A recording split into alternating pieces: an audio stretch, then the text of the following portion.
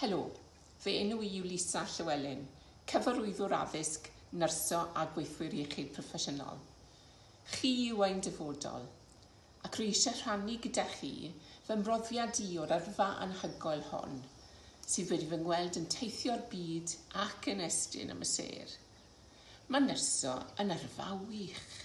Byddwch yn rhan o dîm sy'n cynnwys llawer o broffesiynau gwahanol, a phob un ohonyn nhw yno I ofalu am gleifion. Boed hynny yn yr ysbyty, yng nghartref yr unigolyn, neu mewn unrhyw lleoliad arall, a mae llawer ohonyn nhw. Pan fyddwch chi'n nyrs, mae cleifion, eu teuluoedd a'i gofalwyr yn ymddiried yno chi I ddarparu'r gofal gorau.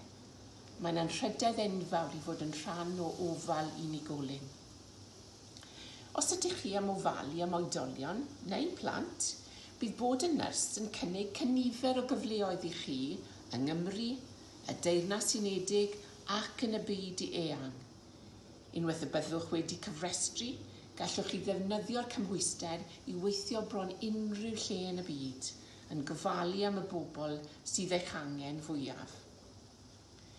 Pob diwrnod y byddwch chi'n gweithio fel nyrs, ni fydd unrhyw ddau diwrnod yr un fath, ond rwy'n sicr bydd bob un yn gyffrous ac yn werth chweil.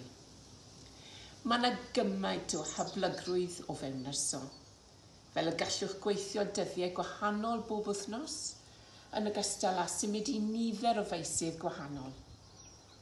A wyddech chi bod yna rolau nyrsio mewn ymchwil, I ddatblygu triniaethau newydd ar gyfer clefydau. Mae yna rolau hefyd mewn addysg. Mae fe mor bwysig I addysgu ein nyrsys presennol a nyrsys y dyfodol. Mae yna gymaint o bethau da I ddweud am nyrsio. Os ydych chi'n nabod nyrs, ewch I gael sgwrs â nhw. Byddan nhw'n siŵr I ddweud wrthoch chi pa mor wych yw gyrfa nyrsio, am yr holl gyfleoedd a gallai cynnig.